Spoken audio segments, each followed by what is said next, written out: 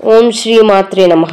కవితా శక్తి అందించే సౌందర్యలహరి శ్లోక 12 పూర్తి అర్థం, వివరణ మరియు ఉపాసనా విధానం. త్వదీయం సౌందర్యం తుహినగిరి కన్యే తులయితుం కవీంద్రాః కల్పంతే కథమపి విరించి ప్రభృతయః యదా లోకౌత్సుక్యాద్ అమరలలనాయాంతి మనసా తపోభిర్దుష్ప్రాపామపి గిరిశ సాయుజ్య పదవీం. ప్రతిపద అర్థ తాత్పర్యము. తుహినగిరి కన్యే, ఓ హిమవంతుని పుత్రిక, త్వదీయం నీదైన సౌందర్యం అందచందములను తులయితుం పోల్చి చెప్పడానికి విరించి ప్రభృతయః బ్రహ్మ మొదలగువారైన కవీంద్రాః కవులకైన కథమపి సామర్థ్యం నాస్తి, అంటే నీ సౌందర్య వర్ణన వారికి సైతం అసాధ్యం అని భావన. యదా లోకౌత్సుక్యాద్ నీ సౌందర్యాన్ని చూడాలనే కుతూహలం చేత అమరలలనాః దేవలోకపు స్త్రీలైనట్టి రంభాది అప్సరసలు తపోభి తపస్సు చేత దుష్ప్రాపాం అపి ప్రాప్తించ శక్యం కాని గిరీశ సాయుజ్య పదవీం శివలోక సాయుజ్యం పొందిన ఆనందం మనసా మనస్సుచే యాంతి పొందుచున్నారు.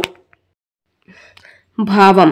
అమ్మా, బ్రహ్మాదులైన కవీంద్రులు కూడా చక్కదనమునకు సాటి చెప్పలేక కష్టపడి కల్పించుచున్నారు.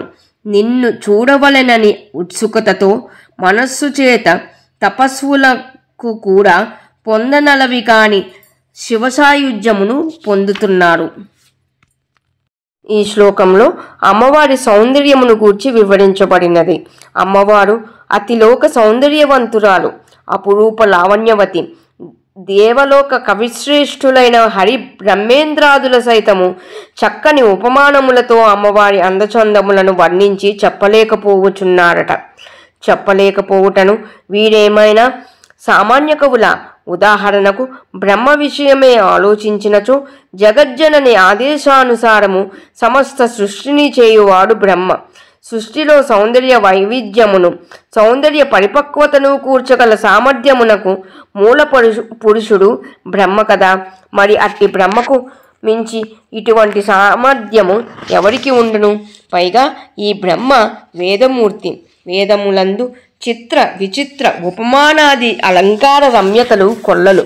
అటువంటి కవిశ్రేష్ఠుడు కవిజ్యేష్ఠుడు అయిన బ్రహ్మకే అమ్మవారి సౌందర్యమును వర్ణించుటకు సామర్థ్యము లేకపోవుటను బట్టి అమ్మవారి సౌందర్యం ఎటువంటిదో ఊహించుకొనవచ్చును. అసలైన సౌందర్య లక్షణము. అమ్మవారి సౌందర్య విషయంలో ఒక రహస్యము కలదు. దర్శనము జరిగిన తరువాత దర్శించువారు ఇంకను తాము వేరుగాను, దర్శింపబడినది వేరుగాను, దర్శించు ప్రక్రియ వేరుగాను ఉన్నప్పుడు ఈ దర్శనానుభూతి సామాన్యమైనదే అగును. దృశ్యము, ద్రష్ట, దృష్టి ఈ మూడును ఏకమైనప్పుడు కేవలం అనుభూతి మాత్రమే మిగులును. కానీ అనుభవించువాడు, అనుభవింపబడునది, అనుభవించు ప్రక్రియ ఈ మూడును విడివిడిగా అస్తిత్వమును కలిగి ఉండవు. ఈ విషయము అర్థము కావాలనచో నిద్ర ఉదాహరణమును చెప్పుకొనవచ్చును. గాఢముగా నిద్రపోవుచున్నప్పుడు పొందు సుఖానుభూతిని ఎట్లు వర్ణించగలము? ఒకవేళ ఆ అనుభూతి ఇట్లున్నది అని చెప్పగలిగినచో ఆ స్థితిలో మెలకువగా ఉండి అనుభూతిని పొందినప్పుడే కదా ఇట్లు చెప్పగలుగుట. మెలకువగా ఉన్నచో అది నిద్ర ఎట్లగును? నిద్రకు సంబంధించిన సుఖానుభూతి ఎట్లగును? అది మెలకువ స్థితియే అగును. దర్శింపబడినది కానీ అనుభవింపబడినది కానీ పరాకాష్ఠ స్థితిలో ఉన్నప్పుడు మాత్రమే ఇట్లు చెప్పలేకపోవుట జరుగును. అమ్మవారి సౌందర్యము అట్టిది. ఆ సౌందర్యమును ఆనందించుచున్నంత కాలము చూచువాడు ఉండడు. చూచువాడు లేనప్పుడు చూచిన దానిని ఎట్లు వర్ణించగలడు? ఇట్టి స్థితి దేవలోక కవిశ్రేష్ఠులైన హరి బ్రహ్మేంద్రులకే తప్పనప్పుడు సామాన్యుల పరిస్థితి ఎట్లుండనో ఆలోచించు కొనవచ్చును. ఈ హరి బ్రహ్మేంద్రాదులతో సహా ఎవరైనను ఆ జగజ్జననిలో నుండి పుట్టి ఆమెలో పెరిగి ఆమెలోనికి లీనమగు వాడగుటయే ఇందులకు కారణముగా చెప్పుకొనవలెను. మంచుగడ్డ నీటి సాన్నిధ్యంలో ఎట్లు కరిగి నీటి యందు లీనమగును, పంచదార నీటి సాన్నిధ్యములో ఎట్లు తన వ్యక్తిత్వమును కోల్పోయి లీనమగును, అట్లే సౌందర్య సకలము అయిన జగజ్జనని యందు సౌందర్య సకలముల వంటి సృష్టిలోను సమస్త ప్రాణులు దేవతలు నిజ వ్యక్తిత్వమును కోల్పోయి లీనమవలసిందే. ఆ జగన్మాత సౌందర్యం మంతటిదని గ్రహింపవలెను. బ్రహ్మ అమ్మవారి సౌందర్యమును వర్ణించలేడు సరే, ఇక బ్రహ్మ సృష్టిలోని నిరుపమాన సౌందర్యవతులు ఎవరు? రంభ, ఊర్వశి, తిలోత్తమ మొదలగు అప్సరస స్త్రీలు.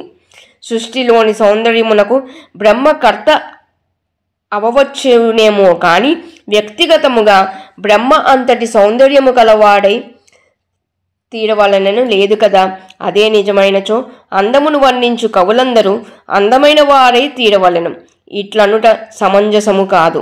కాబట్టి సౌందర్యమును గురించి నిర్ణయించుటకు బ్రహ్మకు అవకాశము లేనప్పుడు బ్రహ్మచే సృష్టించబడిన అతిలోక సౌందర్యవతులైన రంభ, ఊర్వశి మొదలైన అప్సరసులు అర్హులు అని నిర్ణయించినచో వారి విషయము కూడా అంతంత మాత్రముగానే ఉన్నదని శ్లోకం ద్వితీయార్థములో శంకరుల వారు చెప్పుచున్నారు. లలితా సహస్రనామ స్తోత్రములో చెప్పినట్లు అమ్మవారి అవయవములన్నీ నిరుపమానమైనవి. అనాకలిత సాదృశ్య చుబుక శ్రీ విరాజిత నవ విద్రుమ బింబశ్రీ నక్కారి రదనచ్చద పద్మరాగశిరాదర్శ పరిభావికపోలభూహ మొదలైనవి ఇందులకు ఉదాహరణలుగా సమన్వయపరుచుకొనవలెను.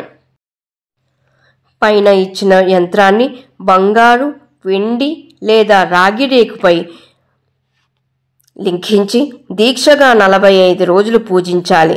శర్కర పానకం నివేదించాలి. నైవేద్యంగా మద్యం మాత్రమే చాలునని కొందరు అంటారు. మద్యం అనగా మధువు. ప్రతిరోజు పూజానంతరం అనువైన పాత్ర నిండా నీళ్లు ఉంచుకొని కుడి చేతి చూపుడు వేలితో కానీ మద్యము అంగులితో కానీ ఈ యంత్రాన్ని ఆ నీటిపై వ్రాస్తూ రోజు ఒక్కింటికి 1000 సార్లు బీజాక్షరయుతంగా పై శ్లోకాన్ని పఠించాలి. అలా రాసేటప్పుడు వ్రేలు నీటి అడుగు భాగానికి కానీ పాత్ర యొక్క అడుగు మట్టుకు కానీ తగలకుండా జాగ్రత్త పడాలి. ఏ రోజు వాడిన నీటిని ఆ రోజే జపానంతరం సాధకుడు పానంగా తీసుకోవాలి. ఎంతటి అభావకుడినైనా సరే కవిగా పరిణమింపజేసే ఈ యంత్రం వల్ల వశత్వ సిద్ధి కూడా కలుగుతుందట.